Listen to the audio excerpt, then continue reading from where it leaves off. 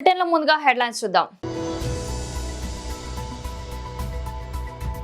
BJP Telangana అధ్యక్షుడు శ్రీ ఎన్ రామచంద్రరావు గారు press byte.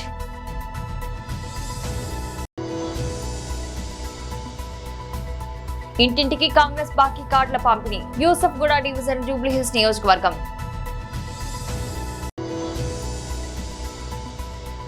TTD మాజీ చైర్మన్ వైఎస్ఆర్సీపీ రాష్ట్ర అధికార ప్రతినిధి భూమన కరుణాకర్ రెడ్డి ప్రెస్ మీట్. కల్తీ మద్యానికి మూల విరాట్ Jagan. Chief whip MLC Panchumarthi Anuradha media సమావేశం.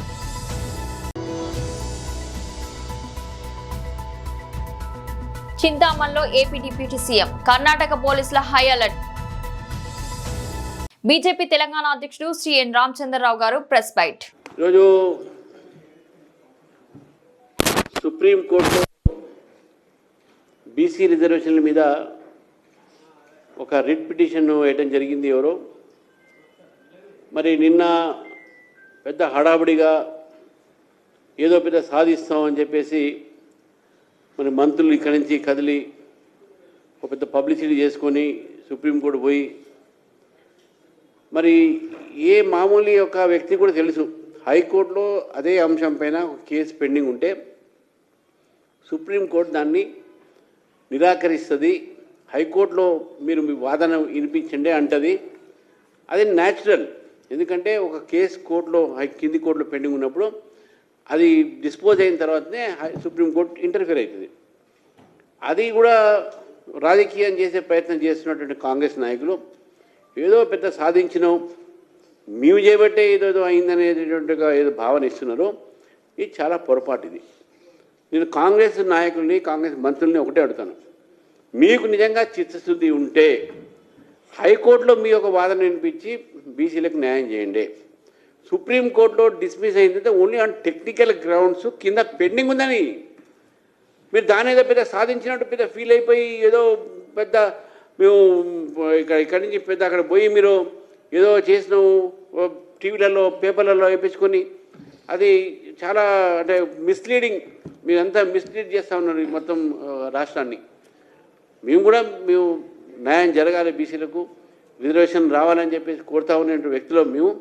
కాబట్టి ఇక్కడ మీరు ఫైట్ చేయండి, అక్కడ పోవాల్సిన పబ్లిసిటీ తీసుకొని పోవాల్సినటువంటి అవసరం లేదు. కాబట్టి మీ సంబంధించినటువంటి ఒక ఏదైతే డిస్మిస్ అయిందో ఆ వాదనలు ఇక్కడ మంచిగా వినిపించి ఈరోజు బీసీలకు న్యాయం చేసే ప్రయత్నం చేయండి. భారతీయ జనతా పార్టీ మీ యొక్క నిర్ణయంతో ముందే చెప్పినాము, కట్టుబడి ఉంటాం. బీసీలకు 42% న్యాయంతో మేము ఉన్నాము, సపోర్ట్ చేస్తున్నాము కూడా చెప్తున్నాం. కాబట్టి మీరేదో ఇక్కడ ఘనం సాధించినట్టు ఘనకార్యం చేసినట్టు ప్రజలకు చెప్పాల్సిన అవసరం లేదు. ఒకటి. రెండోది, ఇటు మహిళలకు ఫ్రీగా మీరు బస్ ఫేర్లు ఇచ్చి బస్సు ఛార్జీలు లేకుండా వాళ్ళకు ఆర్టీసీలు ఇచ్చి ఈరోజు సామాన్యుల మీద వాళ్ళ ఈపు బాతున్నారు. మీరు 5 రూపాయలకు 10 రూపాయలు చేసి ఒకవైపు ఒక చేయి నుంచి ఇచ్చి ఇంకో చేయి నుంచి గుంజుకుంటున్నారు. One hand you are giving it, another hand you are snatching it. ఈ రకమైనటువంటి ఒక పాలసీ కాంగ్రెస్ ప్రభుత్వంది. ఇది ప్రజా వ్యతిరేకం పాలసీ. ఈరోజు బస్సులో ప్రయాణించేటటువంటి సామాన్యుడి మీద మీరు బాధ పెడుతున్నారు, వాళ్ళ మీద మోత వేస్తున్నారు. వాళ్ళని ఇక సామాన్యుడిని మీరు ఈరోజు చూడకుండా వాళ్ళ మీద చేస్తున్నటువంటి ఈ అఘాయిత్య ప్రభుత్వం చేసినట్టుగా ప్రజా వ్యతిరేక నిర్ణయాలు అవుతున్నాయో దీన్ని భారతీయ జనతా పార్టీ వ్యతిరేకిస్తుంది. మేము డిమాండ్ చేస్తూ ఉన్నాం, ఈ వెంటనే రోల్ బ్యాక్ చేయాలి, ఛార్జీలు తగ్గియాల్సిందిగా ప్రభుత్వాన్ని మేము డిమాండ్ చేస్తూ ఉన్నాం. ఇంటింటికి కాంగ్రెస్ బాకీ కార్డుల పంపిణీ. యూసఫ్గూడ డివిజన్ జూబ్లీహిల్స్ నియోజకవర్గం. రాష్ట్ర ప్రజలకు మేలు జరుగుతుంది. కాంగ్రెస్ గ్యారంటీ కార్డులు మంచి ఇవాళ 22 నెలలైనా ఏ ఒక్క గ్యారంటీ కూడా అమలు కాలేదు. జూబ్లీహిల్స్ ఎన్నికల్లో కాంగ్రెస్ ఓడితేనే ప్రజలకు గ్యారంటీలు అందుతాయి. ఇవాళ రేవంత్ రెడ్డి గారు ఏ గ్యారంటీ ఇవ్వకపోయినా ప్రజల్ని నేను మోసం చేసినా నాకు ఓట్లేస్తారని ఇవాళ రేవంత్ రెడ్డి గారు భావిస్తా ఉన్నారు. ఇవాళ జూబ్లీహిల్స్ లో కాంగ్రెస్ ఓడితే రేవంత్ రెడ్డి కుర్చీ ఏం పడిపోదు, కాంగ్రెస్ ప్రభుత్వం ఏం పడిపోదు. కానీ రాష్ట్ర ప్రజలకు మేలైతుంది, జూబ్లీహిల్స్ ప్రజలకు మేలైతుంది. మా చెల్లికి మహాలక్ష్మి కింద నెలకు 2500 అందాలన్నా, మా తాతకు నెలకు 4000 రూపాయల పెన్షన్ రావాలన్నా, నిరుద్యోగ యువతకు 2 లక్షల ఉద్యోగాలు రావాలన్నా, విద్యార్థులకు 5 లక్షల భరోసా కార్డు రావాలన్నా, కాలేజీల్లో చదివే పిల్లలకు ఫీజు రియంబర్స్మెంట్ రావాలన్నా, ఆడపిల్లలకు స్కూటీలు రావాలన్నా, ఆడపిల్ల పెళ్లికి తులం బంగారం రావాలన్నా, రైతన్నకు 15,000 రైతు బంధు రావాలన్నా జూబ్లీ హిల్స్ లో బీఆర్ఎస్ ను గెలిపించాలి, కాంగ్రెస్ ను ఓడించాలి. జూబ్లీ హిల్స్ లో బీఆర్ఎస్ గెలిస్తేనే రేవంత్ రెడ్డి ప్రభుత్వానికి షాక్ తగులుతుంది. మేము గ్యారంటీ కార్డులు ఇచ్చి ప్రజల్ని మోసం చేసినాం గనక, ప్రజలకిచ్చిన మాట తప్పినాం గనక 100 రోజుల్లో 4,000 పెన్షన్ ఇస్తామని, 100 రోజుల్లో అక్క చెల్లెలకు 2,500 మహాలక్ష్మి కింద అందిస్తామని మాట తప్పినందుకే జూబ్లీహిల్స్ లో ఓడించారు అని వాళ్లకు సోయ వస్తుంది, కనునిప్పు కలుగుతుంది. అప్పుడైనా రాష్ట్ర ప్రజలకు, జూబ్లీహిల్స్ ప్రజలకు ఈ 4,000 పెన్షన్ వస్తుంది, మహాలక్ష్మి పథకం వస్తుంది, కాంగ్రెస్ పార్టీ గ్యారంటీ కార్డు అమలవుతుంది. ఒకవేళ తప్పిపోయి జూబ్లీహిల్స్ లో కాంగ్రెస్ గెలిస్తే ఏమంటారు? రేపు మేము అన్ని పథకాలు ఇవ్వకపోయినా ప్రజలు మమ్మల్నే గెలిపించారు, ఇంకా మహాలక్ష్మి ఇవ్వాల్సిన అవసరం లేదు, 4,000 పెన్షన్ ఇవ్వాల్సిన అవసరం రేవంత్ రెడ్డి అనడా? అంటే మోసం చేసిన కాంగ్రెస్ కు మీ ఓటుతో గుణపాఠం చెప్పండి. ఇవాళ జూబ్లీహిల్స్ లో కాంగ్రెస్ ఓటేయడం అంటే మన వేలుతో మన కన్ను పొడుచుకోవడం. మోసం చేసిన కాంగ్రెస్ నేను జూబ్లీహిల్స్ నియోజకవర్గ ప్రజల్ని కోరుతా ఉన్నా, ముఖ్యంగా కాంగ్రెస్ డబ్బుల్ని నమ్ముకున్నది, అధికార దుర్వినియోగాన్ని నమ్ముకున్నది, పోలీసులను నమ్ముకున్నది. జూబ్లీహిల్స్ మా యువతకు, మహిళలకు మేము ఒక్కటే చెప్తున్నాం, మనస్సాక్షిగా ఓటేయండి. డబ్బులకో మద్యం సీసాలకో మనం అమ్ముడు పోవద్దు. రేవంత్ రెడ్డి డబ్బులను, మద్యం సీసాలను మీ ఎడమకాలతో తన్ని మీరు బీఆర్ఎస్ పార్టీకి ఓటేసి మాగంటి గోపీనాథ్ సేవలను గుర్తించి మా అభ్యర్థి మాగంటి గోపీనాథ్ గారు ఏ రకంగా అయితే మీకు సేవలు అందించారో మా అభ్యర్థి సునీత గారు కూడా, ఆమె పేదల మనిషి, ప్రజల మనిషి, ఒక సగటు మహిళగా మహిళల కష్టసుఖాలు తెలిసిన మనిషి. సునీత గారు ఎప్పటికప్పుడు మీ బస్తీల్లో తిరుగుతూ సగటు మహిళగా ఈ మహిళల కష్టాలను, జూబ్లీహిల్స్ అభివృద్ధికి, జూబ్లీహిల్స్ ప్రజల కష్టసుఖాల్లో తాను పాలు పంచుకుంటది. గోపి గారి అడుగు జాడల్లో నడుస్తుంది. టీటీడీ మాజీ చైర్మన్, వైఎస్ఆర్సీపీ రాష్ట్ర అధికార ప్రతినిధి భూమన కరుణాకర్ రెడ్డి ప్రెస్ మీట్ నిర్వహింపబడుతోంది అని ఆయన నిరంతరము మీలాంటి పెద్దలతో అందరితో కూడా ఆయన చెబుతూ ఉంటారు. ఓ 12-13 రోజుల క్రితం గౌరవనీయ అడిషనల్ ఈఓ వెంకయ్య చౌదరి గారి తండ్రి గారైన చలమయ్య గారు పరమపదించటం జరిగింది. అందరికీ తెలిసిన విషయం. పాపం వారికి బ్రహ్మోత్సవాలలో పాల్గొనేటువంటి అవకాశం కూడా తద్వారా పోవటం చాలా బాధ కలిగించే విషయం. వారి తండ్రి గారి శ్రాద్ధ కర్మక్రియల రోజున బిఆర్ నాయుడు గారు ఏం చేశారు అన్నది వారి టీవీలోనే వచ్చినటువంటి విషయాన్ని ఇప్పుడు మీకు చూపిస్తాను నేను కొద్దిగా. టీటీడీ అదనపు జేఈఓ వెంకయ్య చౌదరి కుటుంబాన్ని పరామర్శించారు టీటీడీ చైర్మన్ బీఆర్ నాయుడు. ఇటీవలే వెంకయ్య చౌదరి తండ్రి చిరుమామిళ్ల చలమయ్య అనారోగ్యంతో చనిపోయారు. ఆయన పెద్ద కర్మ కార్యక్రమంలో పాల్గొనేందుకు పల్నాడు జిల్లా మాచర్లకు విచ్చేశారు బీఆర్ నాయుడు. చలమయ్య చిత్రపటానికి పూలమాలలు వేసి నివాళులర్పించారు. టీటీడీ చైర్మన్ తో పాటు పాలక మండలి సభ్యులు, పలువురు అధికారులు వెంకయ్య చౌదరిని పరామర్శించిన వారిలో ఉన్నారు.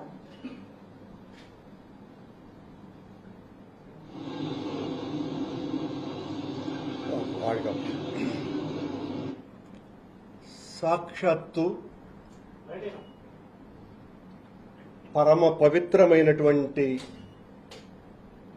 శంకు చక్రాంకితమైన పవిత్ర భాగవత వస్త్రాన్ని స్వామివారి ఆలయంలో రంగనాయకుల మంటపంలో కప్పేటువంటి వస్త్రాన్ని ఆ శ్రాద్ధ కర్మల సమయాన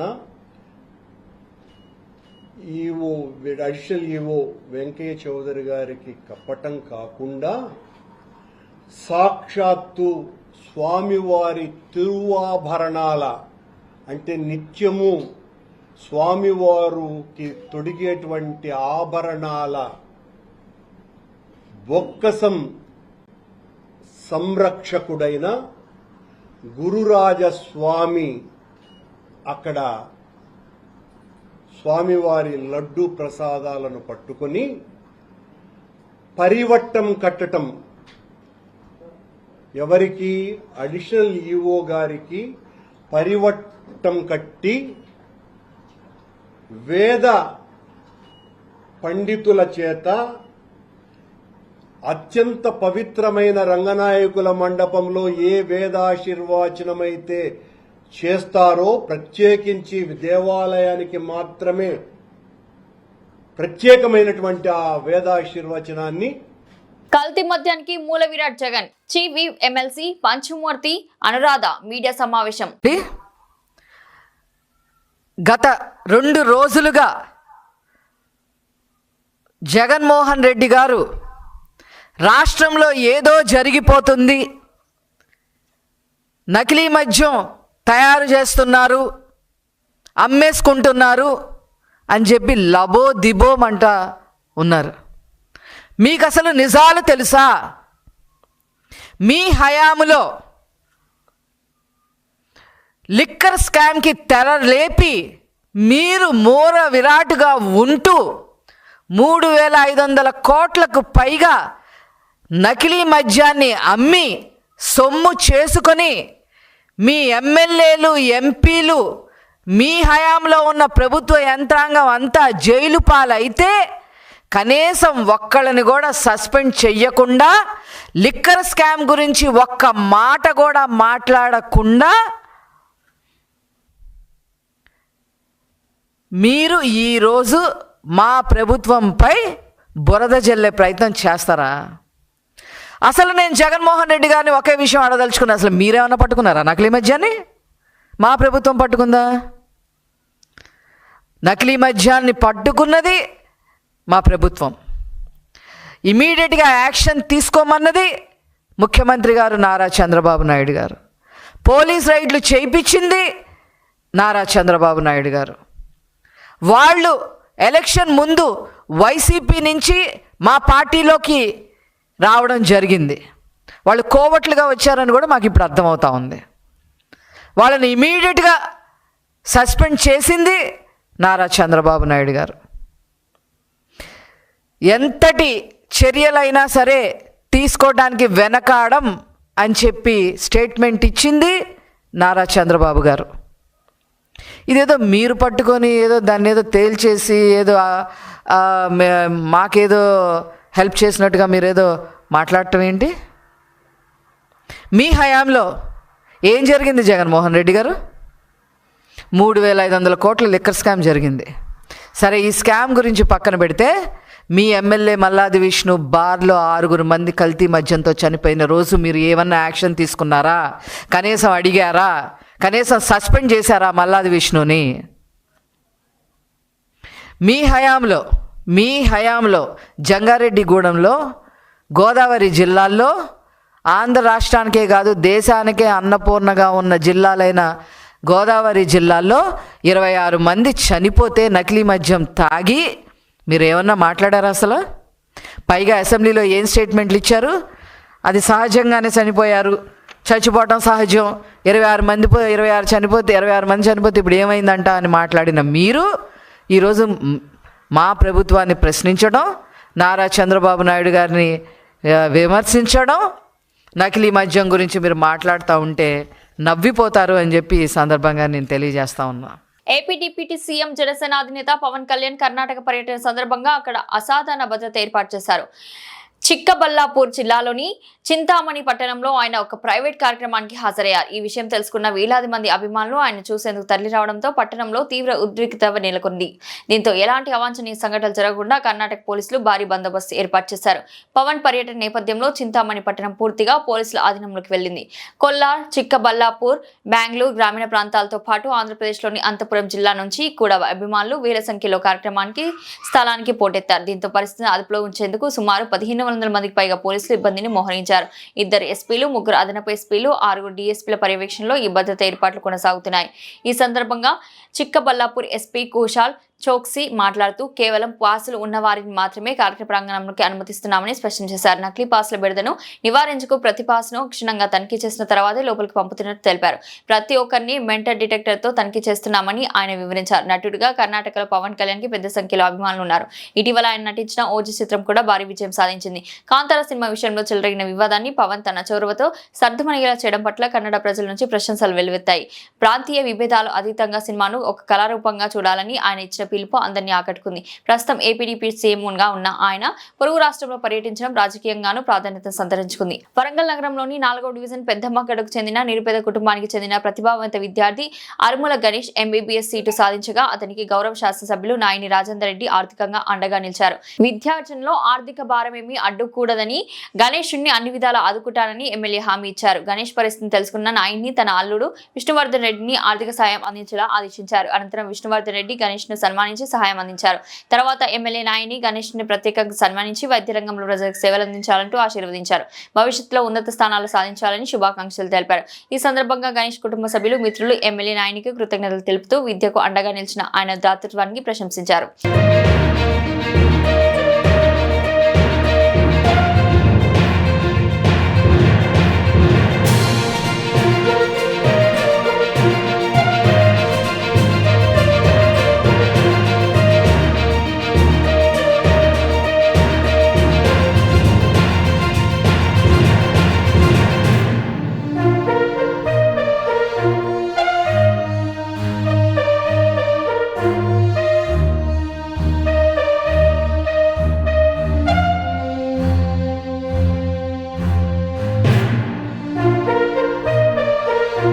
విద్య ఆర్థిక సమస్యలు పరిష్కరించాలని అక్టోబర్ 7న విజయవాడ ధర్నా చౌకలో జరిగే మహాధర్నాన్ని ఉపాధ్యాయులు విజయవంతం చేయాలని కోరుతూ ప్రెస్ లో మాట్లాడుతున్న యూటీఎఫ్ రాష్ట్ర అధ్యక్షుడు మరియు ఎఫ్ఏపీటీఓ డిప్యూటీ సెక్రటరీ జనరల్.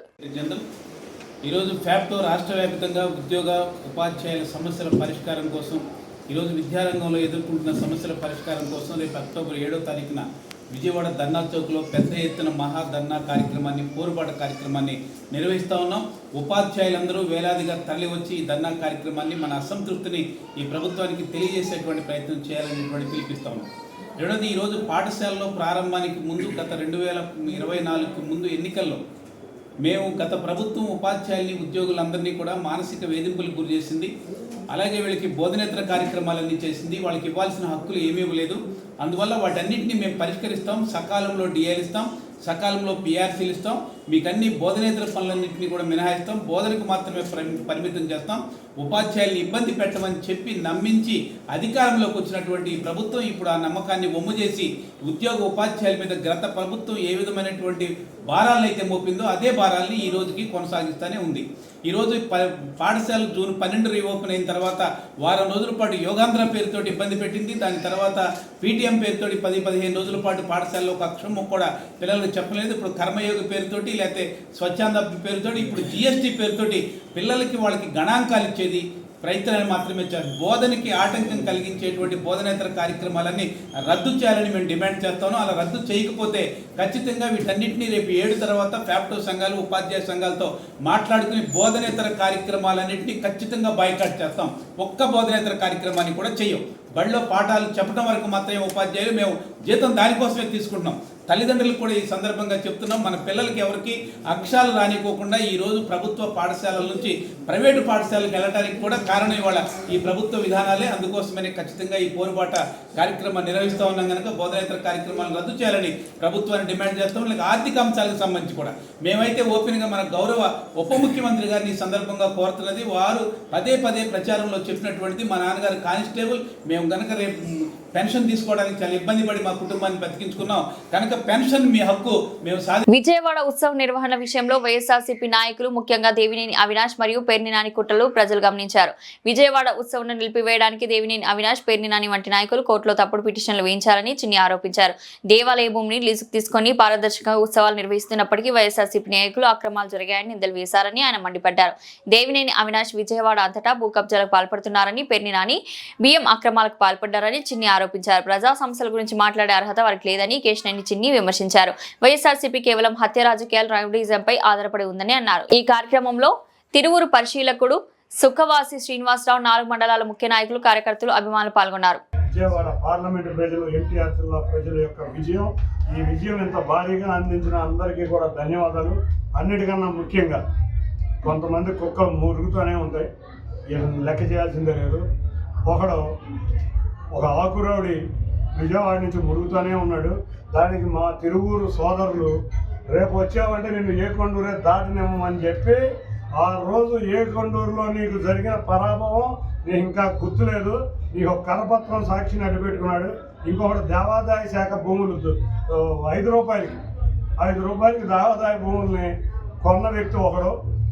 కొంతమంది వ్యక్తులు ఈ కరపత్రం, ఆ కరపత్రం పేరే సాక్షి, ఈ కరపత్రాన్ని అడ్డు పెట్టుకుని నా క్యారెక్టర్ని అసాసినేషన్ చేద్దాం అనుకుంటున్నారు. వాళ్ళ తిరువూరు ప్రజలకే కాదు, తిరువూరు నాయకులు. నేను తిరువూరులో వ్యాపారం చేస్తున్నాను. నేనేదో నేను నిన్న చేసిన భారీ ఉత్సవానికి నా ఖర్చు ఏంటో నాకు తెలుసు, నేనేంటో ప్రజలకు తెలుసు, నేనేంటో నా నాయకులకు తెలుసు, నేనేంటో నా కార్యకర్తలు. ఇటువంటి ప్రచారాలు ఇటువంటి చేస్తే నీకు తగిన బుద్ధి చెబుతాం. ఒరే ఆకురౌడి, నువ్వు నీ నాన్న ఏం వ్యాపారం చేశారని విజయవాడలో ప్రతి సందులో నీకు ఒక ఇల్లు ఉంది. అన్ని అక్రమాలు, నీ చరిత్ర రక్తపు గుడ్డల చరిత్ర, నీ చరిత్ర భూములు ఆక్రమించుకున్న చరిత్ర. కొంతమంది వేరే నాయకుడు, బందర్లో ఉన్న నాయకుడు అయితే దేవాదాయ భూములు మింగిన చరిత్ర. ఇంకో నాయకుడు తయారవుతాడు దేవాదాయ శాఖ మంత్రి కింద. అతని చరిత్ర ఏంటంటే సొంత గుడిలోనే వెండి సింహాలు మాయమైపోతే కూడా పట్టించుకోలేదు. 154 గుళ్ళు ఆ రోజు ధ్వంసం అయితే మాట్లాడిన ఇటువంటి చెత్త మీద వాళ్ళకి ఆ విజయవాడ ఉత్సవం సమాధానం. ఒక్కళ్ళకి టికెట్ కూడా మేము తీసుకోవాలా. ఏదో మా అందరికీ తెలుగుదేశం నాయకులకి సంపాదన వచ్చిందని చెప్పి నిన్న కారు కోపలు కూసిన పిల్లకుంక నీ ఇల్లు ఒక ఆక్యుపైడ్స్ వస్తుంది. ఇది నీ యొక్క స్థలం విజయవాడలో. మీ నాన్న నువ్వు రక్తపు మార్గంతో రాజకీయం చేసి మీరందరూ ఏ వ్యాపారం చేశారని ప్రతి సందులోనూ మీకు ఒక ఇల్లు ఉంది. కుల మతాలని రెచ్చగొట్టి మీరు పబ్బం గడుపుకున్న నిజమా కాదా? బులెటిన్ ముగించే ముందు హెడ్లైన్స్ మరోసారి. బీజేపీ తెలంగాణ అధ్యక్షుడు శ్రీ ఎన్ రామచంద్రరావు గారు ప్రెస్ బైట్.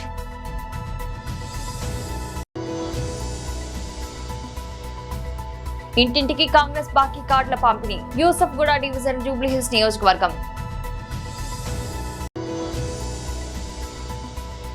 టీటీడీ మాజీ చైర్మన్ వైఎస్ఆర్సీపీ రాష్ట్ర అధికార ప్రతినిధి భూమన కరుణాకర్ రెడ్డి ప్రెస్ మీట్. కల్తీ మద్యానికి మూల విరాట్ Jagan, chief whip MLC Panchumarthi Anuradha media సమావేశం.